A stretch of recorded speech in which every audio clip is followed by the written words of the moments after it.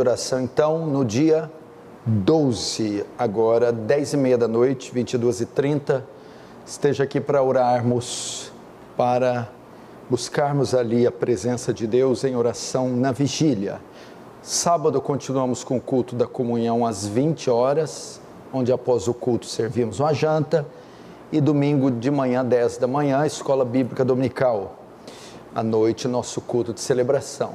Esse próximo fim de semana eu pregarei no Rio de Janeiro, eu pregarei na igreja ali em Niterói, e após esse fim de semana eu vou começar uma nova série aqui. Eu tinha dito que ia fazer a série de Coríntios, mas eu vou fazer primeiro a exposição dos salmos de romagem, os salmos, os cânticos de romagens, ou cânticos dos degraus. São mais ou menos 12 a 14 salmos. E eu acho interessante, melhor fazer essa exposição primeiro, pequena, curta, porque são salmos que vão trabalhar muito o nosso dia a dia e as nossas aflições pessoais. Vai ser muito produtivo. E aí vou intercalar com outros sermões. Mas, enquanto isso, depois que terminar, faremos a primeira carta de Paulo aos Coríntios. Deixa eu ver aqui outro recado.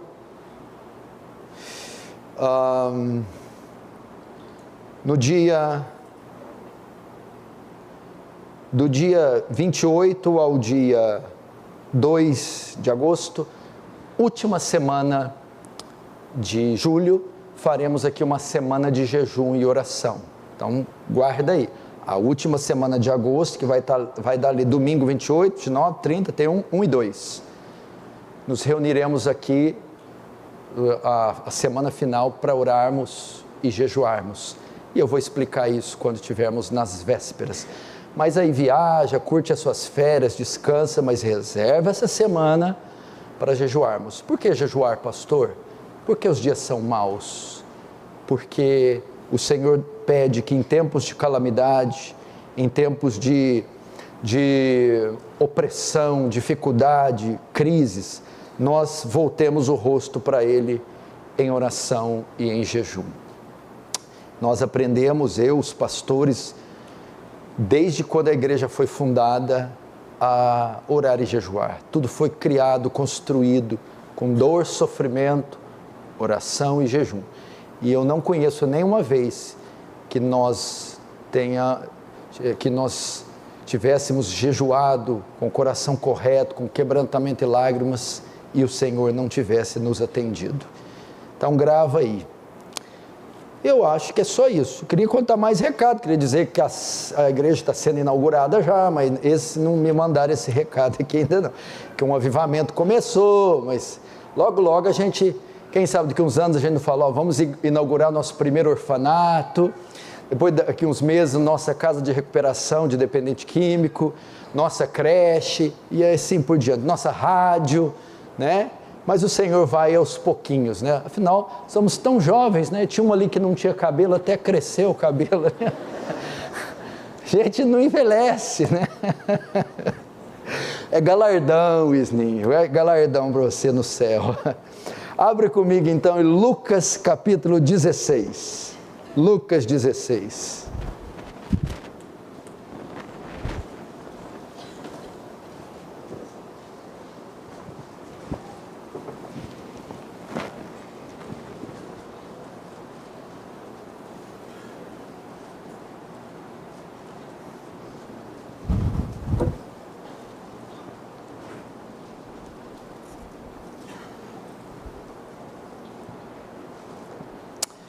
Vamos ler a partir do verso 19. Ora, havia certo homem rico que se vestia de púrpura e de linho finíssimo, e que todos os dias se regalava esplendidamente. Havia também certo mendigo chamado Lázaro, coberto de chagas, que jazia à porta daquele, e desejava alimentar-se das migalhas que caíam na mesa do rico, até que os cães vinham lamber-lhes as úlceras. Aconteceu morrer o mendigo e ser levado pelos anjos para o seio de Abraão. Morreu também o rico e foi sepultado.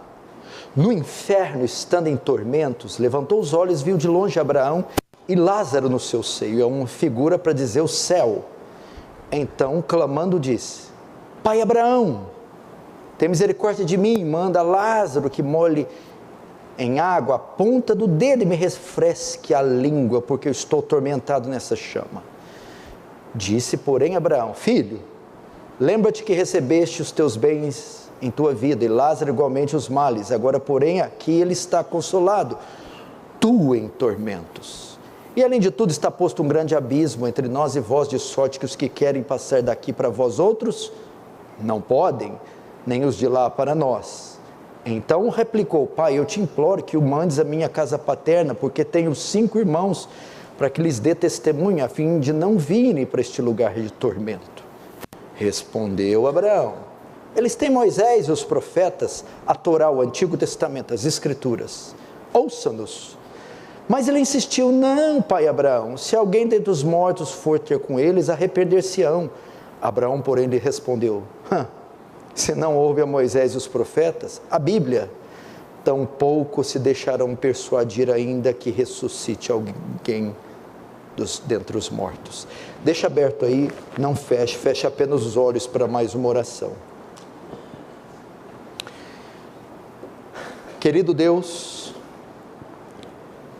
santo, justo, verdadeiro, que não pode mentir, que não falha, que não se equivoca, que não tem ruga, mancha, pecado, iniquidade.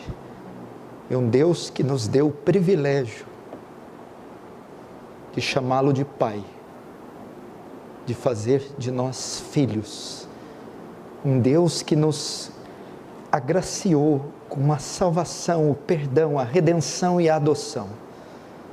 Senhor, ajuda-nos. Senhor, assiste esse culto com sua graça e sua glória. Senhor, somos tão fracos, tão pecadores, estamos tão cansados, tropeçamos em tantas coisas, somos tão nécios, incoerentes, insensatos. Mas a despeito de tudo isso, usa de misericórdia, enviando o teu Espírito, salvando, transformando, perdoando. Que teu reino avance, que o Senhor receba glória para si e nos conforme à imagem do seu Filho. Amém.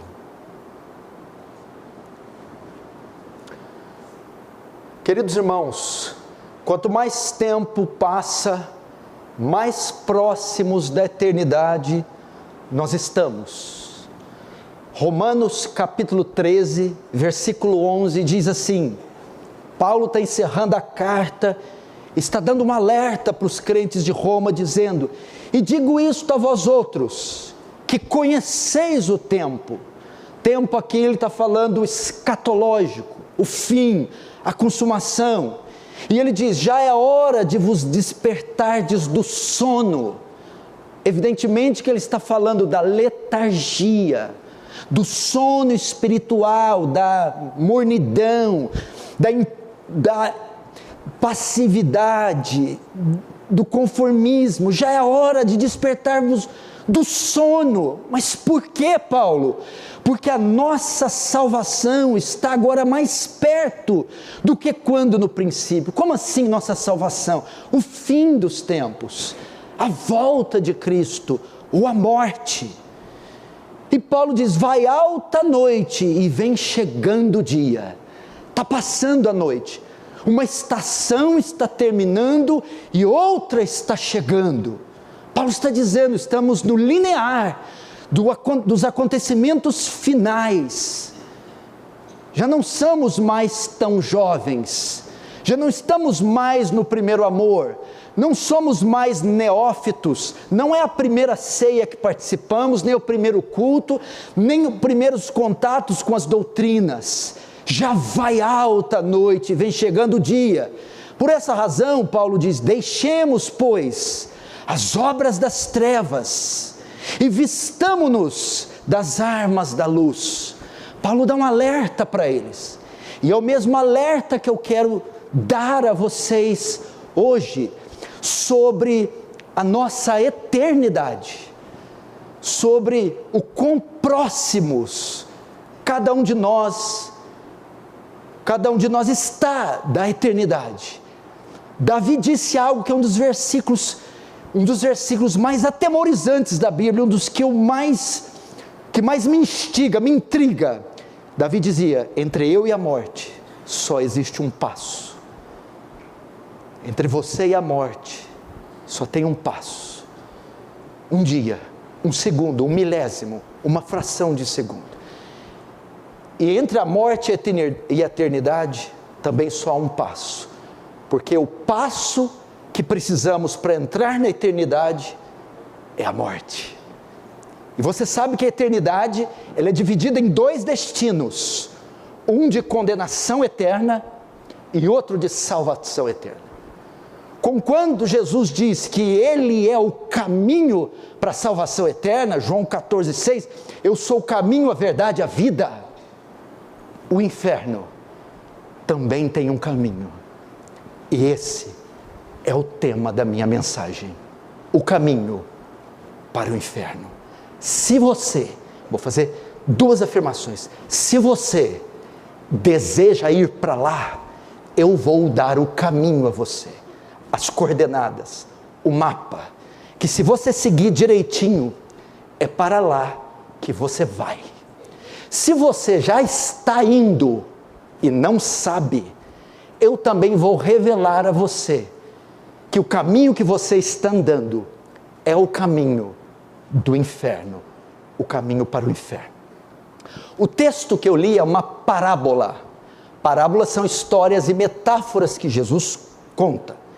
Essa parábola foi dirigida aos fariseus, que era o pior grupo religioso da época, os mais hipócritas, religiosos, arrogantes, os mais insolentes, carnais que existiam. Eles eram homens marcados pela hipocrisia e religiosidade extrema, a ponto de no sábado, por exemplo, eles não desatavam nós, para mostrarem que guardavam o sábado, eram tão santos que se tivesse um nó no sábado eu não desato nós, porque eu guardo o sábado na lei de Moisés.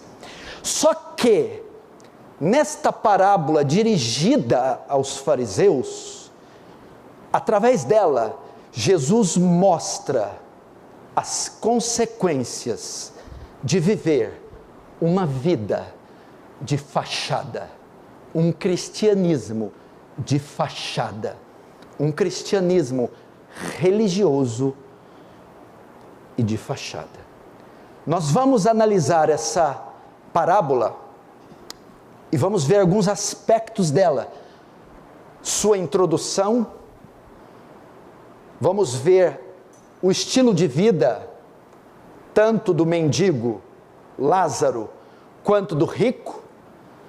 Vamos ver o rico no inferno, e então veremos como ele foi parar lá, o caminho do inferno. Primeiro ponto da minha mensagem, um dos principais, eu quero que você preste atenção. A situação física muitas vezes não reflete a situação espiritual. A sua condição física muitas vezes não é um reflexo da sua condição espiritual. Veja o verso 19. Havia um certo homem rico, então vai falar de um personagem, veja as características dele.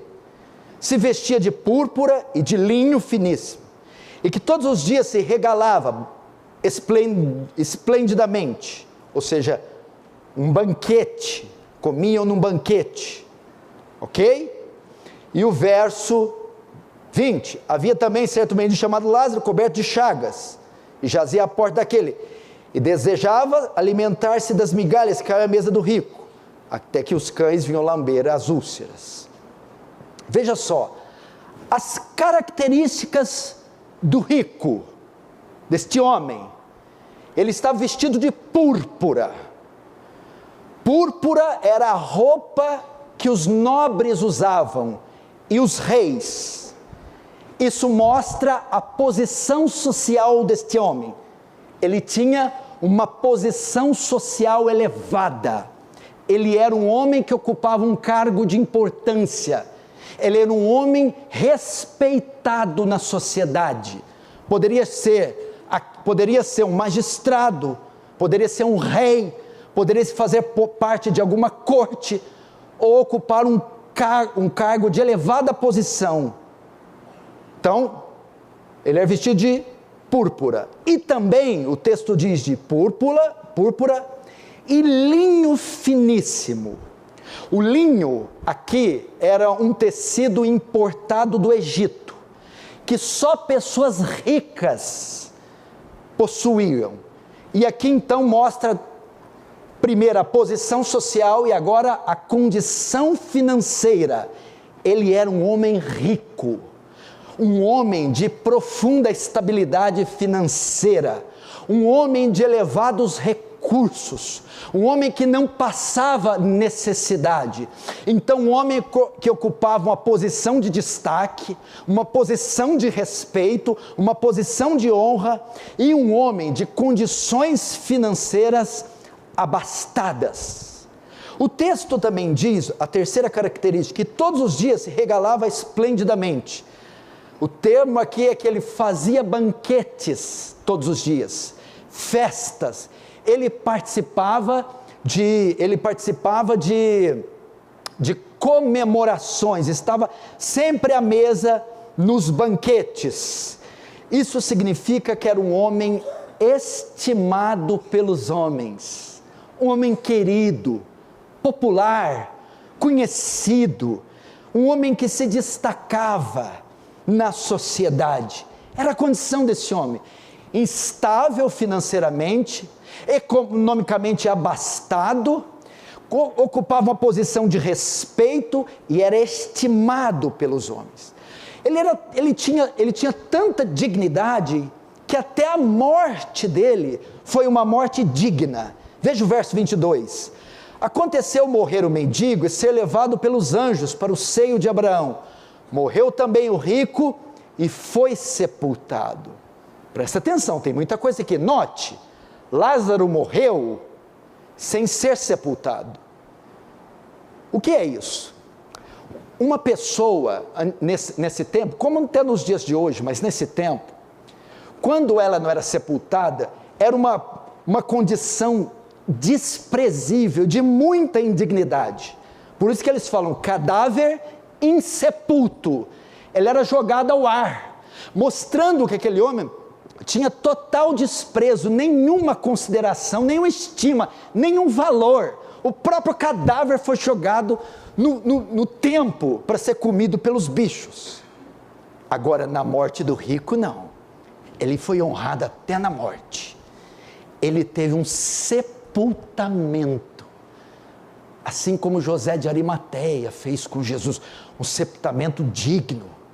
Seu nome foi honrado pela sociedade e pela família. Ele teve um cortejo fúnebre, ele teve uma urna bonita, ele teve óleos aromáticos passados no corpo, e ele tinha um túmulo, um jazigo, ele tinha uma sepultura. Então ele recebeu um túmulo e todos os tratamentos para o corpo, de acordo com a religião judaica. Então veja só, essa era a condição estética deste homem. Essa era a condição física desse homem. Um homem aprovadíssimo pela sociedade. Ok? Portanto, na esfera humana ele era aprovado, mas na esfera espiritual, não. Você notou uma coisa no texto? O texto mostra que Jesus se dirige ao mendigo pelo nome Lázaro. Mas o rico não tem nome. Isso indica que Jesus não o conhecia. Jesus não o considerava. Jesus não o respeitava. Este homem só era respeitado no mundo dos homens, não no mundo de Deus. Assim são os religiosos. se fiam na sua condição meramente exterior, mas são reprovados por Deus. Irmãos, cuidado para não se apoiarem nisso. Jesus disse: a vida de um homem não consiste nos bens que ele tem, no nome que ele tem, nos títulos que ele possui, nos imóveis que ele tem, nos renomes. Jesus disse: o que adianta um homem ganhar o mundo inteiro e perder a sua alma? Ou o que não dará o homem por sua alma? Portanto, a condição física desse homem não refletia a condição espiritual. Não se engane, não pense que Deus está te aprovando só porque a sociedade te aprova. Não pense só porque você tem dinheiro, isso é um sinal de bênção de Deus. Que você tem saúde, isso é sinal de bênção de Deus. Você tem estabilidade, honra, que você tem dignidade humana, que isso é aprovação de Deus. Jesus não chama ele pelo nome.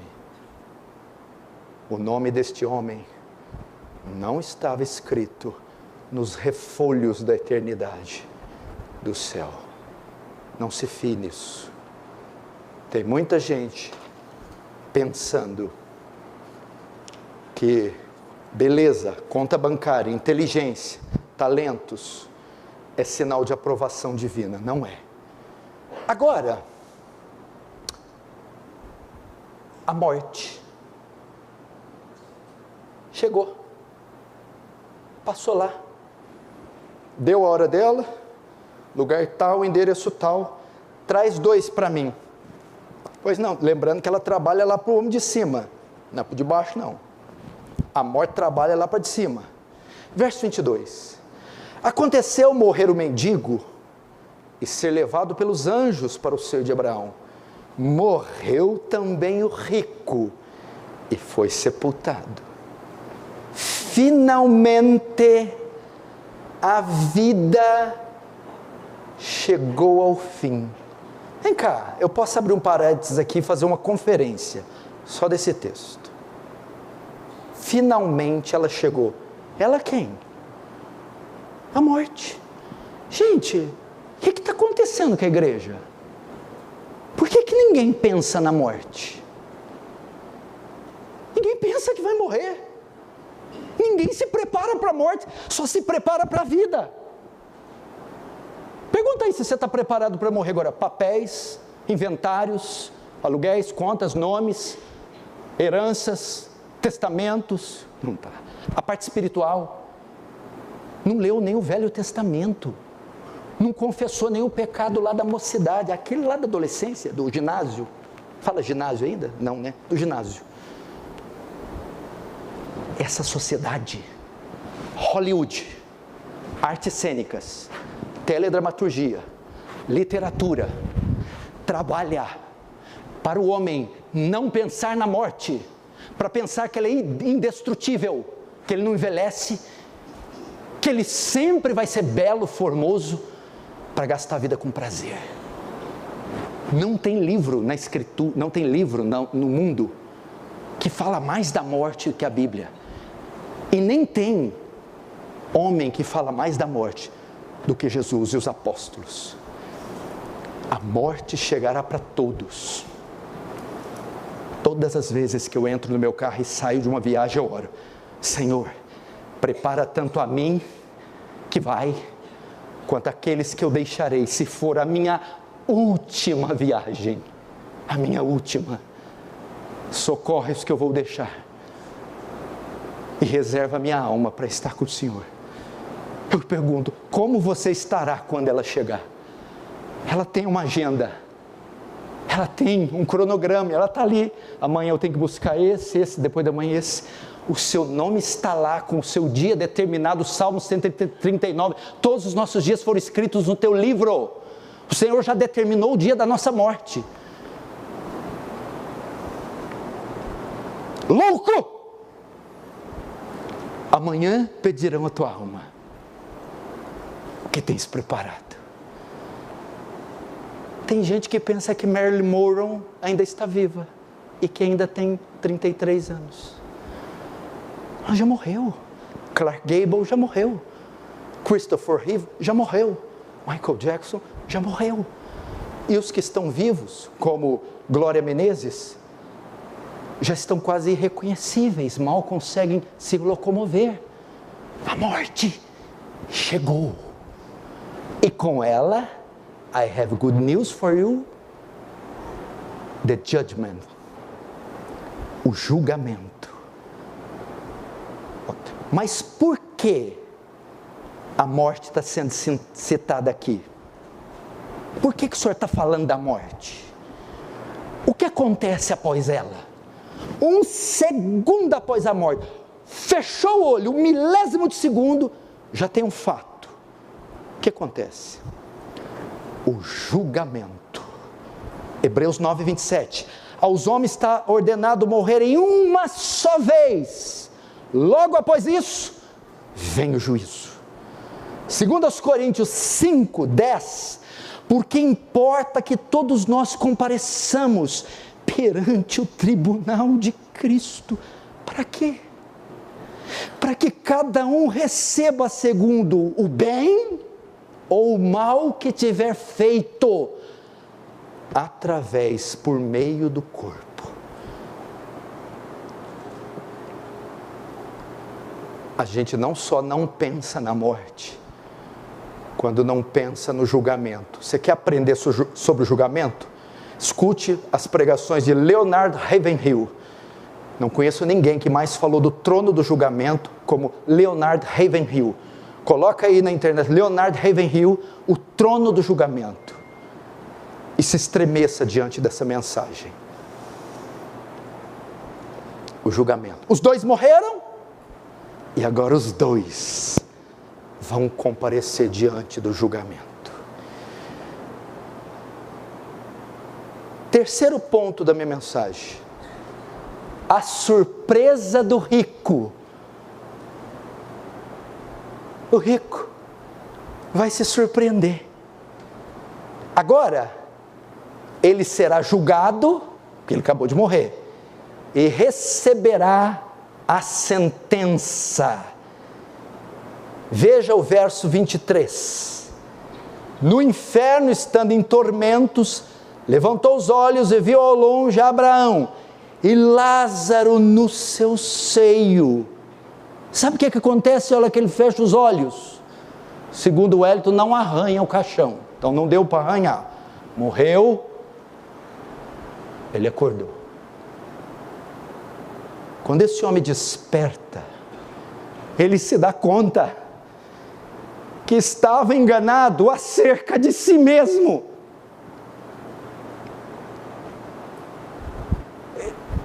Esse homem acorda e a Bíblia diz que ele olha para o céu. E ele vê Lázaro, que ficava na porta da casa dele, cheio de chagas, com os cães lambendo. E quando ele vê Lázaro, e ele identifica onde Lázaro está no céu. E ele se dá conta que ele não está no mesmo lugar de Lázaro, que ele está no inferno. Ele se dá conta que estava enganado acerca de si mesmo. Ele entendeu que sua vida hipócrita o enganou, que toda a sua religiosidade não valeu de nada, que toda a sua hipocrisia foi descoberta. E ele descobriu que a sentença no julgamento que ele recebera foi a condenação.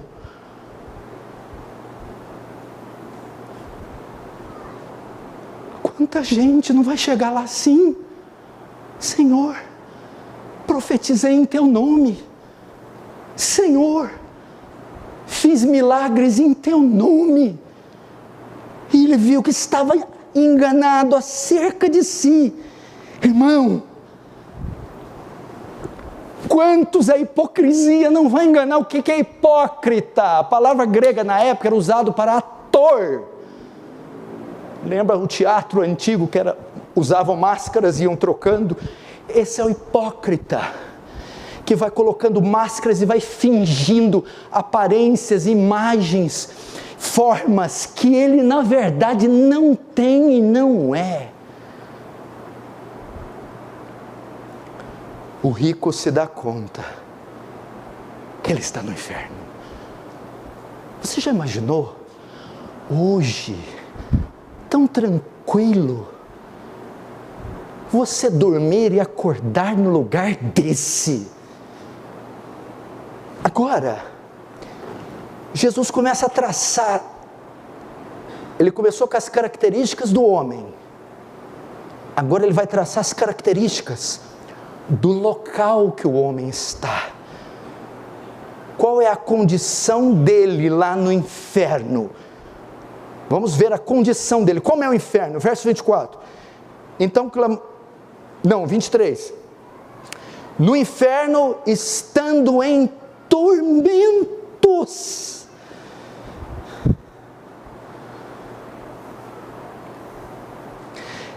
O que a Bíblia narra dele em vida? Sepultamento digno, honra, respeito, nome. Agora aqui, ele perdeu tudo que tinha. Ele está num lugar agora sem regalias, sem luxo, sem posição, sem conforto. Ele não é estimado, ele não é benquisto, ele não é honrado, ele não tem nada. Agora tudo deu lugar à miséria, ao sofrimento, à vergonha e à dor. Aqui, rico, você não é ninguém. Aqui você não é nada. Aqui seu dinheiro pouco vale. Aqui você não tem nome escrito em lugar nenhum. Toda a sua pompa se desfez com as chamas do inferno. Toda a sua arrogância foi com você, todo o seu luxo e vaidade. Tormentos, palavra grega para tormentos quer dizer, não queria ler essa palavra, ela parece incoerente com a nossa fé, mas assim, é exatamente isso. Tormentos no grego, lugar de torturas, ou dores agudas. Tem dor e dor aguda. Só quem sentiu dor aguda sabe o que eu estou falando. Dor aguda é aquela que talvez morfina não consegue sanar, cessar. Dor aguda é aquela que nem os mais sofisticados tratamentos conseguem tirar. A condição é de dor, sofrimento. Que mais? No inferno, não perderemos a consciência. Verso 25.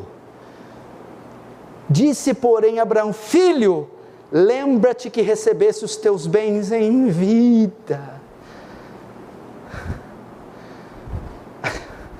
Lá no inferno a consciência vai ser preservada, a memória. Veja só, há dois destinos. O seio de Abraão é um lugar intermediado, é o paraíso, é o céu antes da ressurreição. E o inferno aqui, o grego é Hades, onde as almas estão tanto no inferno quanto no céu, sem os corpos. Enquanto Lázaro estiver no seio de Abraão, ele estará conscientemente aguardando a volta de Jesus, a ressurreição dos corpos, as bodas do Cordeiro, em novos céus e nova terra para sempre. Enquanto isso, no inferno, o rico com consciência estará aguardando a volta de Jesus, a ressurreição do corpo, para a condenação eterna, não no Hades, não no Sheol, mas no Guiena, o lago de fogo. É a mesma coisa assim, ó, que você está no corredor da morte, sofrendo tortura. A memória está lá só para te fazer lembrar que ainda tem a cadeira elétrica, mas é uma cadeira elétrica que não tira a vida, ela só dá choque continuamente. Estou na antessala da execução, mas uma execução que nunca tem fim, uma execução que nunca tem fim, nunca tem fim, uma guilhotina que nunca mata, uma cadeira elétrica que nunca mata, uma injeção letal que nunca mata, só agoniza, só faz agonizar, só faz doer, mas a Bíblia diz que eles clamarão a morte, mas não encontrarão a morte, eles desejarão morrer, mas terão corpos indestrutíveis, imortais no inferno, não haverá suicídio no inferno. É a antessala do terror, é o horror. Não, pastor, o senhor está exagerando, pobre de mim, eu não tenho condição, na minha mente limitada, de descrever o horror do inferno, porque o horror do inferno é o completo despejar da ira de Deus, um Deus bufando pelas narinas, que finalmente vingará a sua própria justiça e santidade, esmagando os ímpios. Ah, não sei se Deus faz isso. Lê Gênesis 6, você vai ver o que ele fez no dilúvio, com água.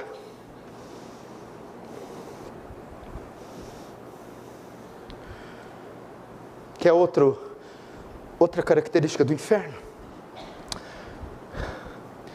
Mas imaginamos Francis. Outro dia eu vi uma entrevista do assassino de John Lennon. John Lennon morreu em 80, já faz 44 anos que esse rapaz está preso. Ele pediu liberdade. Ele recebeu, por matar John Lennon, o líder e o ex-integrante dos Beatles, com 3 tiros nas costas. Ele recebeu prisão perpétua. Agora, no aniversário de 40 anos da morte, ele pediu para ser libertado. E sabe o que os juízes disseram? A sua situação é irreversível. Você jamais sairá da cadeia. O destino eterno no inferno é irreversível. Verso 26. E além de tudo está posto um grande abismo entre nós e vós, de sorte que os que querem passar daqui para vós outros não podem, nem os de lá passar para nós. Não há nada mais a ser feito. É irreversível. Não há muros. Mesmo nas prisões de segurança máxima, você assistiu o filme de Alcatraz? Há uma história que 3 ou 4 prisioneiros conseguiram fugir de uma ilha, porque havia portas de entrada, de saída, havia esgoto, refrigeração.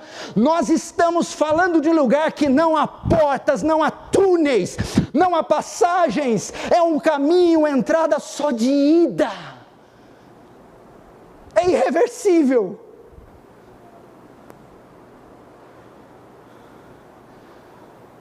Todas as vezes que os presos tomam banho de sol, eles olham para os muros, as grades, as lâminas. Todas as vezes que vem visitas, todas as vezes que ele vê o portão destrancar e trancar, uma chance brilha na mente deles, uma esperança de fuga. Neste local não há nenhuma esperança, nenhum duto, nenhuma saída.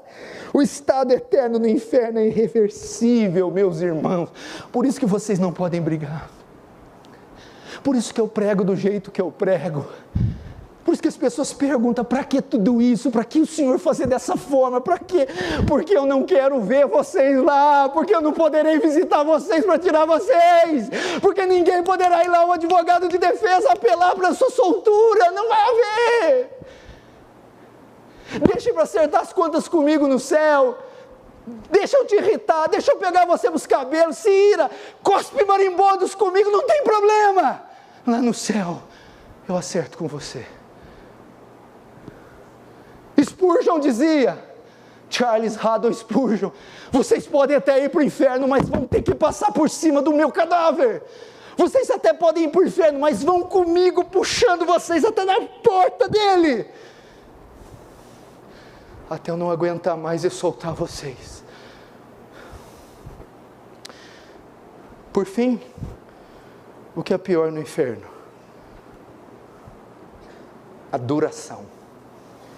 Até uma prisão perpétua tem duração. Tem? Quando? Quando durar a vida. Quando morre, a prisão perpétua termina. No inferno, isso aqui é umas coisas que me dá angústia pensar. Quanto tempo? Uma eternidade. Um relógio que não conta. Um tempo que não acaba. Quando você espera o pai chegar do trabalho, da viagem, você olha no calendário, mais 3 dias meu pai chega, mais 2 meu pai chega. Mamãe, hoje é o dia do papai chegar. No inferno não tem calendário, não adianta riscar com giz na parede. 1 dia, 2, não vai passar nunca. Nunca. Numa prisão que nunca posso sair. Um estado de pretume, de negrume, de trevas, de dor, que não tem fim, que não tem fim. Como é que você vai ter paz sabendo que você tem uma mãe lá, e sua mãe está lá 1 ano, 2, 10, 1000, 100, um filho, vê lá um filho no pecado e dizer, filho, e agora, filho, eu não posso mais tirar você daí, filho. Filho, eu não posso ir até você, filho. Meu Deus, meu irmão, é muito tempo. É muito tempo, meu irmão. É muito tempo. Uma eternidade. É muito tempo. Agora, por isso, pai ou mãe, não seja estúpido. Você vai viver a sua vida. E você vai fazer de tudo. Não para empiriquetar esse povo de bens e presentes e conforto. Você vai fazer de tudo para dar a eles a salvação, para dar Cristo a eles. Porque você não tiver dado isso, você não vai ter dado nada, seu estúpido. Eles precisam de Cristo. É desse lugar que eu quero livrar meus filhos, pelo amor de Deus. É desse lugar. É desse lugar que eu não quero que eles vá. A minha esposa e os meus filhos, é desse lugar. Não adianta dar um mundo a eles e não dar a salvação.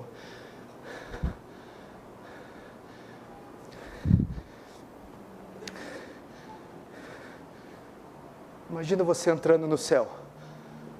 Chegou Abraão, Moisés, Paulo, Jesus. Jesus, é assim, eu andei aqui, mas eu não estou vendo.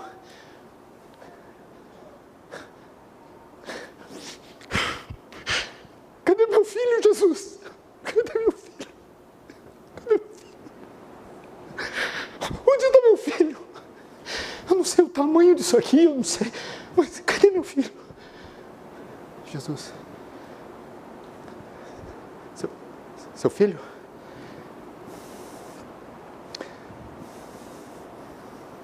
Não está aqui não.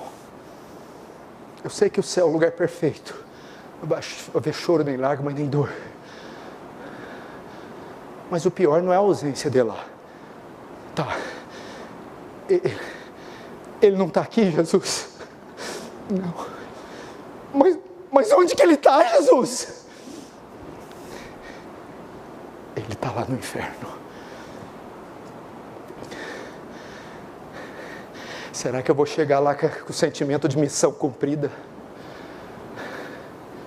Eu falo para minha esposa, quero tudo em ordem em casa, mas a prioridade é a sua alma. Deixa essa casa feder, mas cuida da sua alma. Bota a Bíblia falada, compra livro, ajoelha, não tem problema, eu dou conta.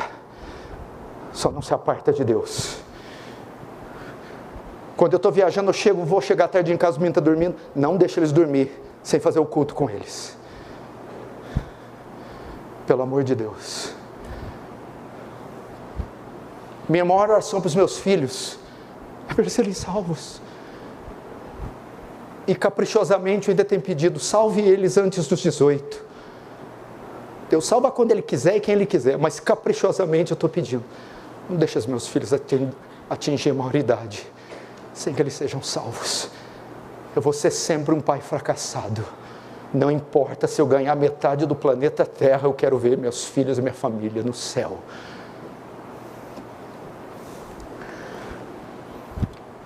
Agora, eu vou tentar ser rápido.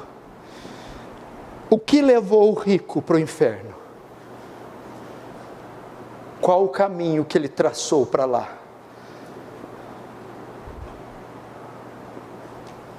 Qual caminho você tem que traçar se você quiser ir para lá? Ou qual caminho você está andando? Ou qual caminho você está andando, se é para lá que você está indo? Vamos ver então, eu vou tentar ser rápido. Eu não vou O caminho para o inferno.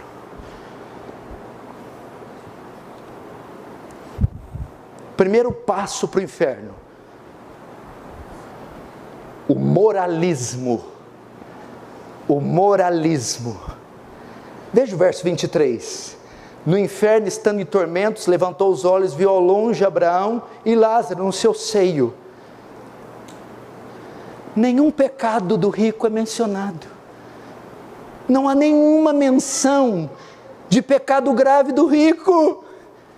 Ele não matou ninguém em vida, nunca roubou nada de ninguém, nunca adulterou, como muitos aqui também não. Talvez tenha vários irmãos aqui que nunca mataram, roubaram. Não há nenhuma menção de um pecado grave. O que foi então que levou para lá? O moralismo. São as formas meramente externas da religião.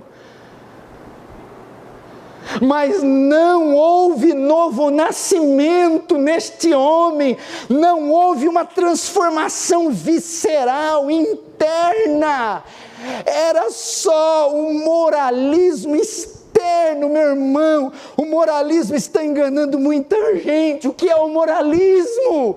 É fazer as coisas certas, com as motivações erradas. Esse é o moralista. É o politicamente correto. O moralismo não visa a glória de Deus, não faz levando em conta a vontade de Deus, não faz para agradar a Deus, mas o moralista faz para sua satisfação pessoal. Ele satisfaz a si mesmo e não a Deus. Ele fica satisfeito com o aplauso dos homens. Ele fica satisfeito de andar correto com a sociedade. Ele fica satisfeito de ser justo e honesto aos olhos dos homens. Moralismo. Mas ele não é para a glória de Deus.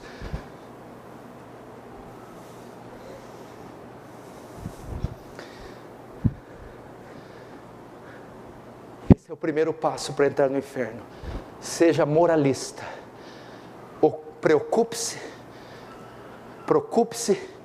com formas meramente externas e não com regeneração. Eu já falei 1 milhão de vezes nesse púlpito que regeneração é uma transformação aguda interior. O poder que Deus usa para salvar um homem é maior que o poder que Ele usou para criar o universo inteiro. O universo Ele cria a partir do ex nihilo, do nada. Ele cria todo o cosmos. Quanto poder Deus não usou para fazer isso? Mas para salvar um pecador, o poder que Ele emprega é maior que o poder que Ele usou para criar o universo. Porque o universo Ele cria do nada a matéria perfeita. Para salvar um homem não é a partir do nada, é a partir de uma massa caída, corrupta em Adão, que tem que ser recriada à imagem de Cristo. Então o poder empregado ali é muito maior do que para criar o universo. Pergunta: como é que um moralista vai para o céu sem ter esse poder? Segundo pecado, segundo passo para o inferno: o orgulho.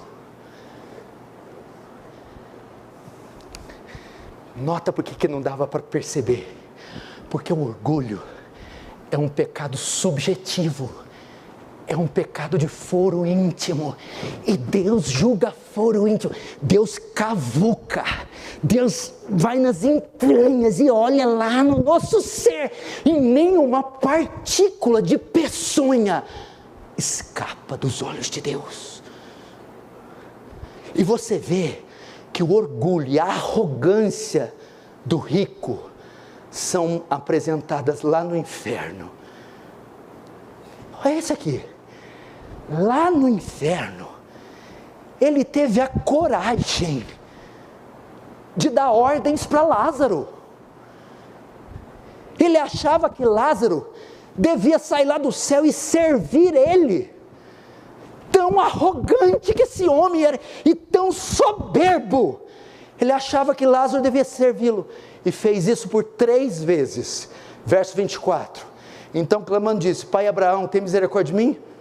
Para Lázaro ir lá atender ele, tirar o tormento, refrescar a língua dele. Pede para Lázaro ir na casa dele, avisar os irmãos, e pede para ele ressuscitar o Lázaro dos mortos, para eles crerem. Olha a soberba deste homem. Mesmo no inferno, achava que Lázaro tinha que servir ele. Olha a arrogância deste homem. Esse é o segundo passo para o inferno: soberba, orgulho. Presta atenção, é difícil, meu irmão, você avaliar esse pecado, porque às vezes ele não traduz em gestos, em obras e palavras. Ele fica no campo da subjetividade, ele fica no campo do olhar, ele fica no campo do pensar, ele fica no campo do sentir, e ele é asqueroso e peçonhento. Esse homem está lá em meio a chamas e escuridão, e ele não baixa sua pompa. Soberba precede a ruína e a queda foi bem baixa, caiu lá no inferno. Terceiro passo para o inferno: o egoísmo. O egoísmo.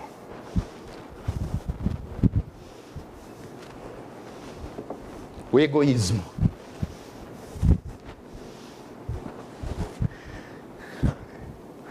Deve ter cada coisa incubada aqui, meu Deus, mas amém.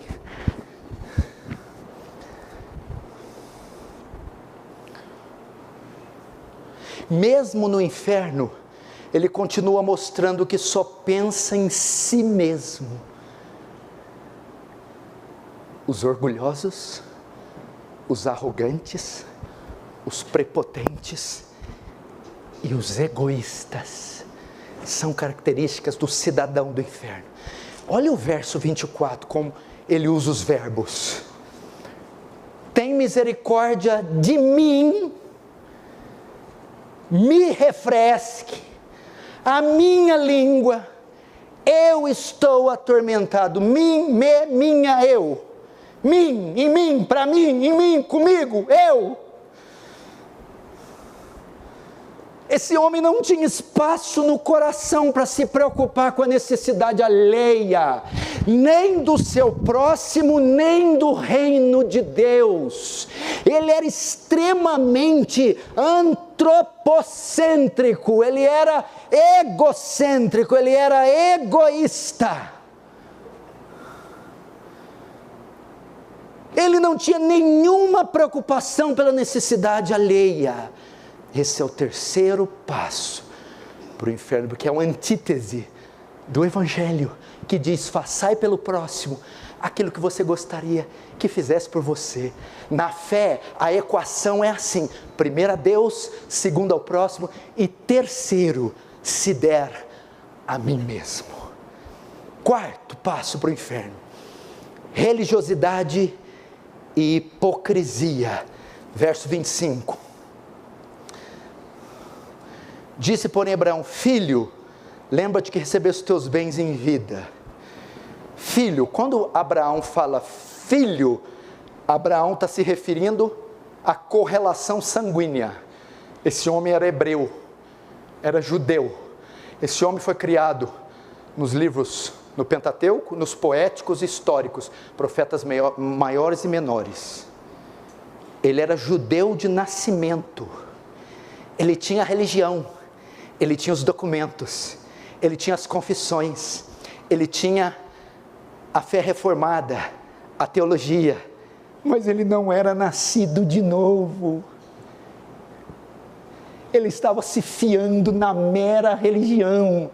Ele estava dizendo como os fariseus, nós temos por pai Abraão, e Jesus não diga que vocês têm por pai Abraão, porque Deus pode suscitar dessas pedras a Abraão. Mera religiosidade. Eu estou numa igreja bíblica, eu tenho a confissão de New Hampshire, eu leio os comentários de Calvino, eu sou reformado, eu sou isso, eu sou aquilo, mas não houve transformação. Era tudo hipocrisia, era tudo para agradar o homem, era tudo fachada, era tudo para mostrar para o povo. Você é filho de quem? De Calvino? De Armínio? De Zwinglio? De Paulo? De Pedro? Você vem de que herança? Batista? Presbiteriana? Congregacional? Você está se fiando nisso?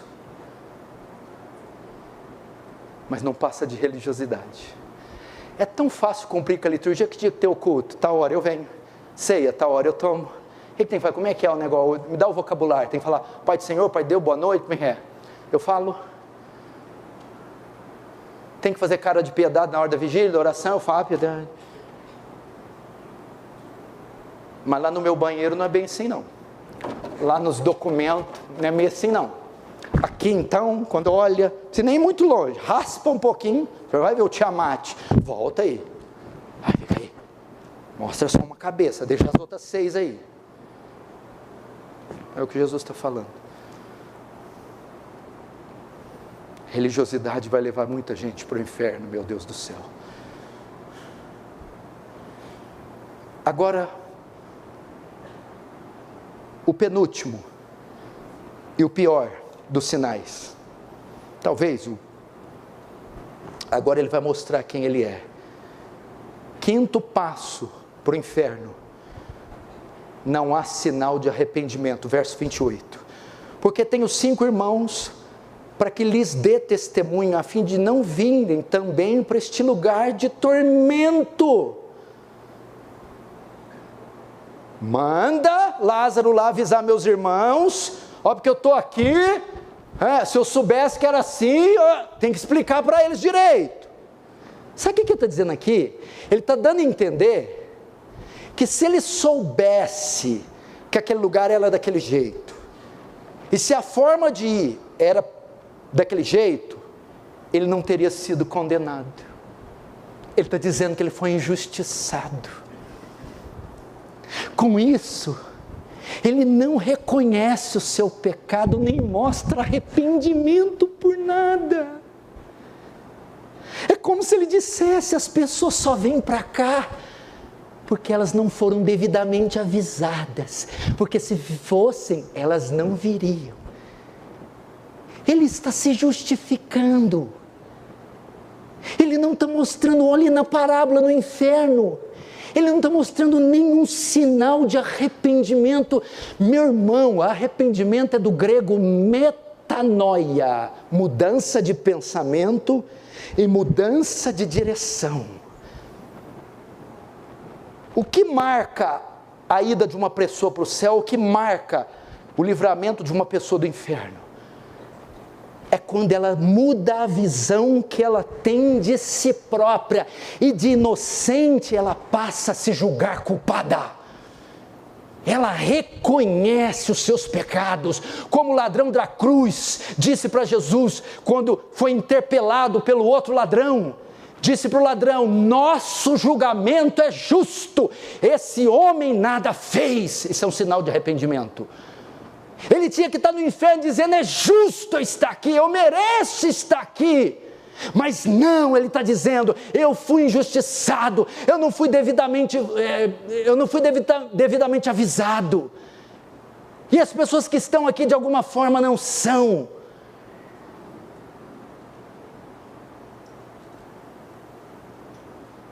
Esse é o maior pecado que vai levar a gente para o inferno. Qual? Não reconhecer o pecado. não admitirem o pecado, não serem sensíveis ao pecado, não se arrepender. O arrependimento não vem antes sem o reconhecimento. Para eu arrepender, que é voltar as costas, eu preciso assimilar, entender, absorver o pecado. Esse é o 6º passo para o inferno.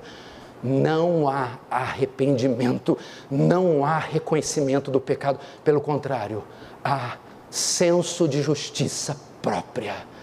Meu irmão, se você quiser escapar do inferno, você tem que se arrepender. Você tem que dizer como Lutero: eu me chamo pecador, pecador é o meu nome, eu não faço outra coisa além de pecar. Em pecado concebeu minha mãe, em um ventre de pecado eu nasci. Deus não aceita a minha aparência, a parte de Jesus Cristo. Eu sou uma bola de iniquidade que fala e anda, e mereço o castigo da sua ira. Esse homem, avisa ele, senão vai acontecer igual comigo, cair aqui de bobeira. Seu infeliz, seu infeliz, ele está dizendo que você não merece o inferno. O pecador e o publicano nem conseguia levantar os olhos ao céu e dizia, batendo no peito: tem misericórdia de mim, pecador. Eu sempre ensino aqui, a ideia é assim, se o chão abrir agora, e nós todos formos engolidos para o inferno agora, enquanto a gente desce até cair lá, a gente tem que ir aplaudindo. Deus, ei, glória, o Senhor está cometendo um ato de justiça, que é para lá que eu mereço. A gente tem que ir cantando louvor. Glória a Deus, finalmente fez justiça e botou a gente onde a gente merece. Claro que Ele salva pela graça, pelo seu amor, mas se Ele fizesse isso, vai louvando.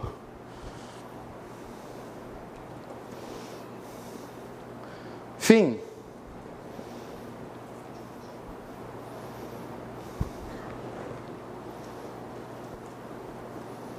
Eu vou tentar falar esse com graça. Quando termina a pregação, a gente já está cansado, eu de falar e você de ouvir.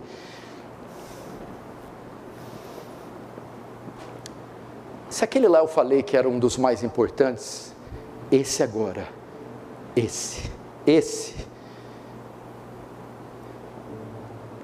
é o fator que mais leva para o inferno. Esse é o passo final. Sabe aquele que você vai pisar no dragão, não tem mais.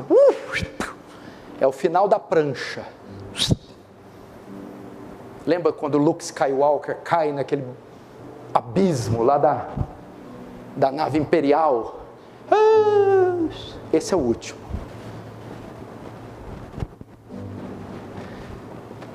Sexto passo para o inferno: não acreditar, nem obedecer, nem ser guiado pelas Escrituras. Veja o verso 29 e 30. Olha isso aqui. Verso 28. Tenho 5 irmãos para que lhe dê testemunho. Quer dizer, manda Lázaro lá. Verso 29. Respondeu Abraão: eles têm Moisés e os profetas. São termos para usar, eles têm a Bíblia. Ouça-nos. Verso 30. Mas ele ignorou. Não, pai. Abraão, se alguém dentre os mortos for ter com eles, arrepender-se-ão.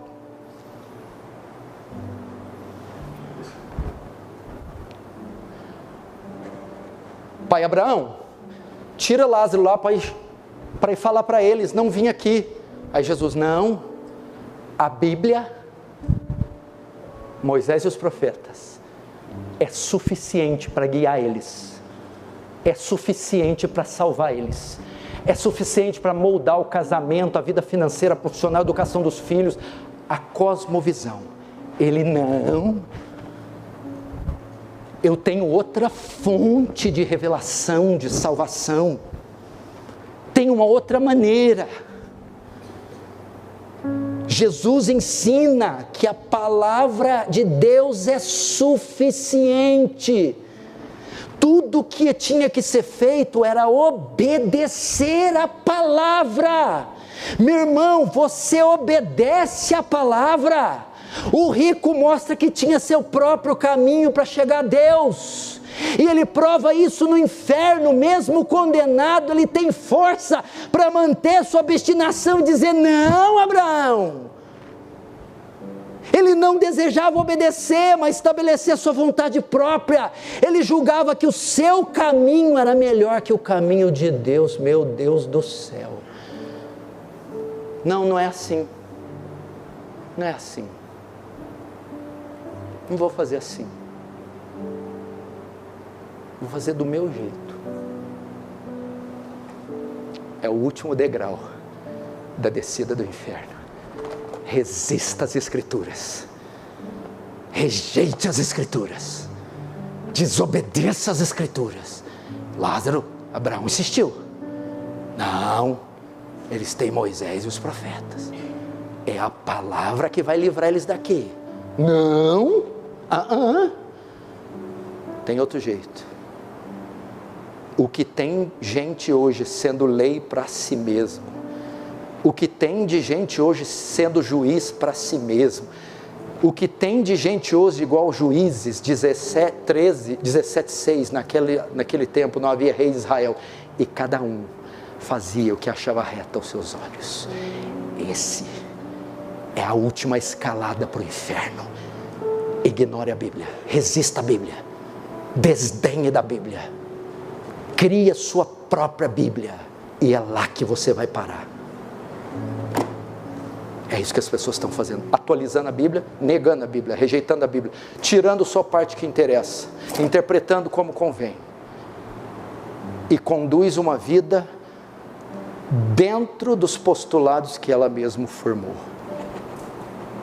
É o que ele falou. Por isso, Lutero, os reformadores, sola Escritura, tota Escritura.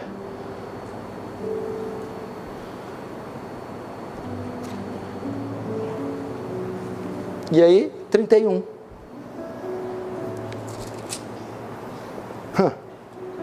Abraão respondeu: se não houve Moisés e os profetas, tampouco deixarão persuadir, ainda que ressuscite alguém dentre os mortos.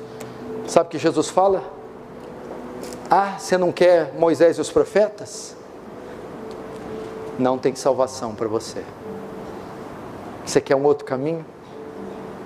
Você não quer Moisés e os profetas? Você não quer a Bíblia? Você não quer Jesus? Não tem esperança para você. Não existe nova chance após a morte. Qual a única saída? A palavra serviu para 2 princípios. Vamos dizer 3. Quer ir para o inferno? Eis o caminho. Não quer ir para ele? Eis como não andar no caminho. Terceiro, já está nele e não sabia, está igual o homem Lázaro. E eu aqui, como eu faço? Foi a primeira pregação de Jesus, Marcos 14, verso 15. O tempo está cumprido, o reino está próximo. Arrependei-vos e crede. Arrependimento e fé andam juntos. Arrependimento. Olha para o rico e para o caminho que ele andou. Mude sua visão deste caminho, sua visão de si próprio. É claro que há similaridade entre você e o rico. É claro que eu fiz a exposição de muitos que estão aqui. É claro que muitos têm a mesma visão, o perfil, estão andando no mesmo caminho do rico. E agora eu peço, metanoia, abra teus olhos e veja, eu estou nesse caminho. Eu percebi que eu consegui ver a minha sujidade. Abra teus olhos pelo poder do Espírito Santo. Abra tua mente e veja a si mesmo. E após ver, o que você deve fazer? Meia volta. Dê as costas para esse caminho. Volte as costas para a hipocrisia, religiosidade, arrogância, soberba. rebeldia, egoísmo. Arrependimento, voltar as costas, para. Fé. Fé em quem? Cristo. É assim, ó. As costas para um, a fronte para outro. As costas para quem? Para essa velha vida, para essa velha mulher, para esse velho homem. Você está vendo essa velha mulher, esse velho homem? Se você tivesse um trabuco, uma 12, e pudesse matá-la, e dizer: saia de mim, me deixe livre, falte as costas para essa mulher, para esse homem, as costas para ela, e a fronte para ele. Ele quem? Cristo. Arrependimento, voltar as costas para o pecado. Fé, voltar a fronte para o Salvador. O Salvador está me esperando, o Salvador me quer, o Salvador me chama. Como eu vou? Leve um sacrifício para Ele, pague uma oferta. Não, só vá e descanse aos pés dEle e diga: eu creio em Ti, eu confesso meus pecados, lanço meus pecados nos Seus pés. É isso que você tem que fazer. Arrependimento e fé. O Salvador está aqui.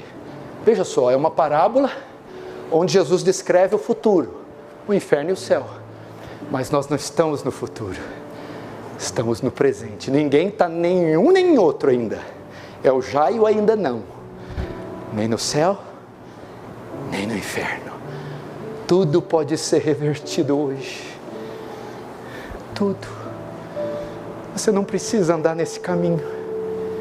Vem, Cristo te chama. Volte as costas. Deixa a vida. Parece que a gente entra num ringue com Cristo e o orgulho dá uma força que é violenta. Não, e dói aquela queda de braço, mas finalmente o Espírito Santo vem em você. Baixe a guarda. Se entregue. Diga: eu sou do meu amado e o meu amado é meu. Com cordas de amor te lacei, com eterno amor te amei, e com cordas de amor te atraí. Uau!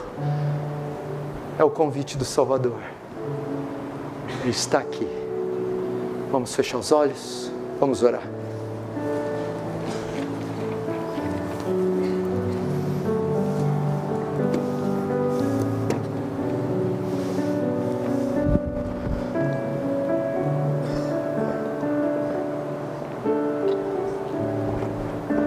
Você que está em casa, por favor, ore. Esqueça agora. O Salvador vem te chamar agora. O Salvador vai andar entre nós agora. Aliás, o Salvador está entre nós. Salvador. Salvador maravilhoso. Deus que não cansa de amar. Salvador maravilhoso.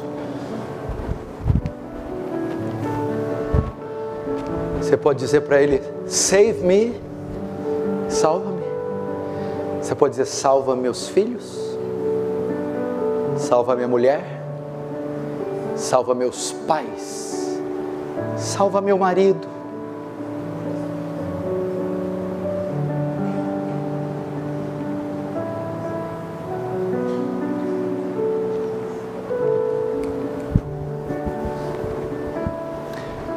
Espera aí, antes de você orar, olhe aqui para mim.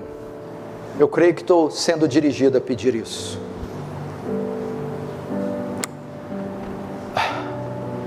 Eu não sei quantos aqui não são salvos. Talvez você que não é, saiba que não é. Talvez você tenha dúvidas se é ou não é. E talvez você não saiba, eu não sei. Mas uma coisa eu sei, que as 3 classes que eu citei querem, sabem. Eu quero ser salvo. Eu quero ser salvo. Olhe para mim. Você acha mesmo que se você chegar diante do Salvador e dizer para Ele: eu quero ser salvo, Ele que não veio no mundo para condenar, mas para salvar, não te salvaria? Você acha mesmo? Se você acha, nós não cremos no mesmo Deus, no mesmo Salvador. Filho do homem não veio condenar o mundo, Ele veio salvar o mundo. Se Ele não quisesse te salvar, você estava lá naquela igreja da Voluntários, lá, dando seu carro, seus rins. Se Ele não quisesse salvar teus filhos tinham nascido na casa de um ateu, de um pagão. Se Ele não quisesse salvar você, tinha deixado lá na jogatina, lá no buraco, lá na pingaiada. Mas o que é para fazer? Não vai fazer nada diferente do que você estava fazendo. Você só vai mudar a intensidade. Eu vi aqueles meninos orando, eu vi ali o Vitor e o João Gabriel orando. Mas eu pensei, será que eles estão orando e eles acreditam que Deus quer salvar eles e pode salvar? E eu pensei, não, eles não acreditam. Estão orando que manda orar. Então eu parei e vou pedir para vocês. É para vocês orarem e acreditarem que Ele quer salvar vocês. E Ele pode fazer isso, não é amanhã, depois da manhã, daqui 10 anos. Ele pode fazer agora, Ele pode fazer. Ele tem poder, só o bafo, só o hálito dEle salva a cidade de Franca em 1/1000 de segundo de uma vez. Ele não precisa nem se levantar do trono dEle, só o hálito dEle. Ele quer salvar, Ele quer, Ele pode salvar. Então você vai fechar os olhos. Todos que têm dúvida, não tem, que quer, que todos, vamos fechar os olhos e você vai pedir: salva-me, salva-me, salva-me, salva-me, salva-me hoje. Se tiver mais fé e ousadia, diga: salva-me hoje, hoje, hoje, hoje.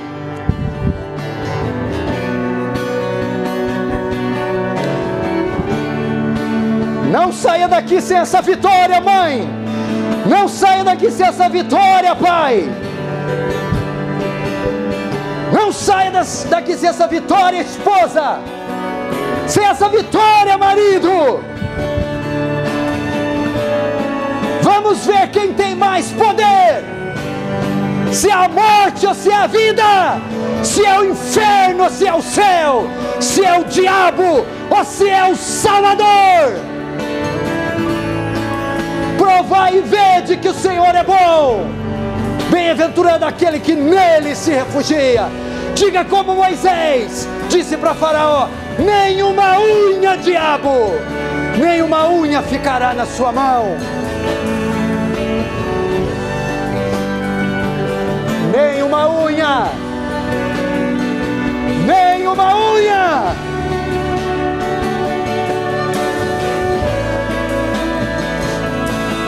Pais orem, mães orem, filhos orem.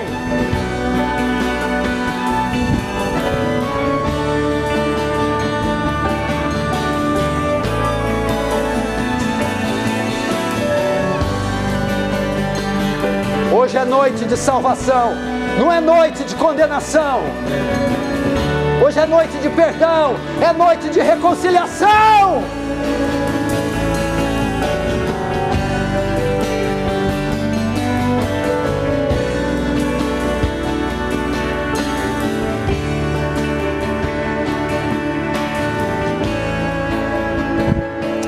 Senhor, eu peço para sua paz passar nesse local.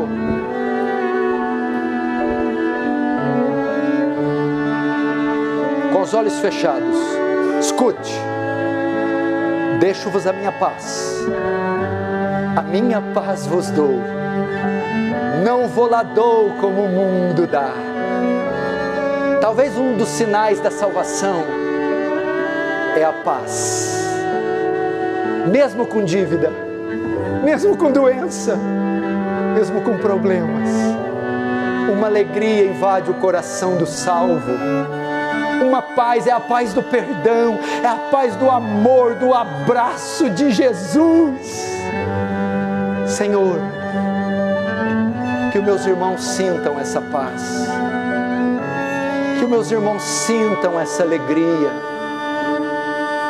que eles sintam o perdão. Perdoe seus pecados, lança-os no mar do esquecimento, invada essa casa, esse carro, esse quarto de hotel com a paz de Deus que excede todo entendimento humano.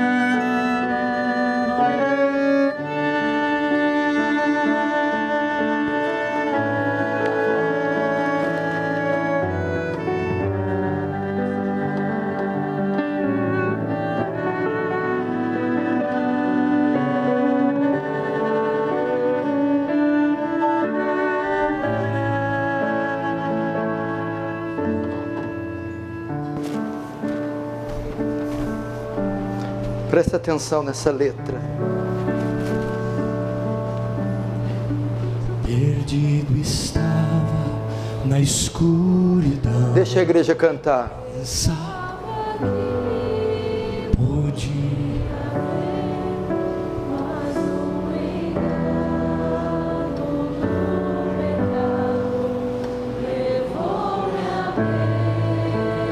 Um pouquinho mais alto. Sem esperança de que o Senhor teria alguém pra ouvir. Se não tivesses me amado antes, rejeitaria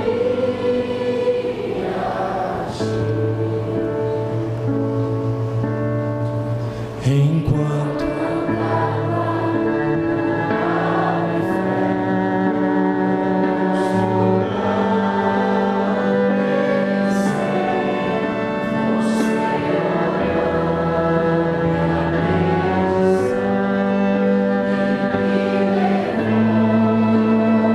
Bem forte agora!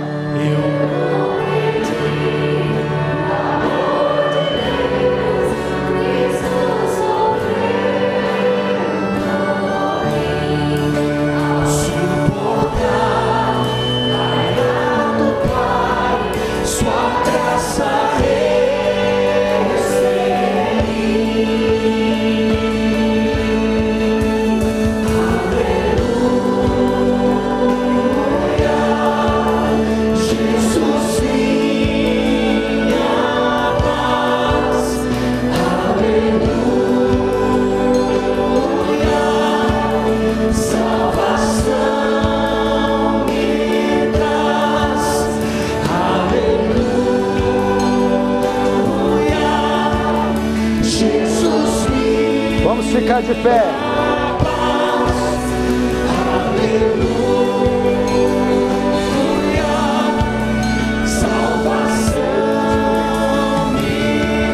Bem forte a igreja. Então, Senhor,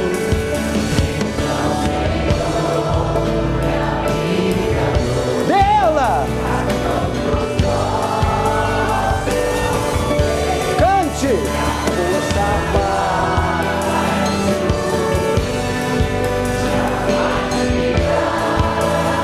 Levante as mãos e cante!